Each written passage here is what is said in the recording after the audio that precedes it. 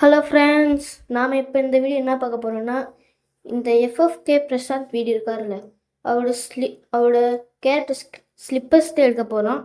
பாருங்கள், அந்த ஸ்லிப்பர்ஸ் எடுக்க 40 டோக்கன் தேவை. இப்போ நம்மகிட்ட 37 டோக்கன் தான் இருக்குது. இன்னும் 3 டோக்கன் வச்சு அந்த ஸ்லிப்பர்ஸ் எடுத்துடலாம்.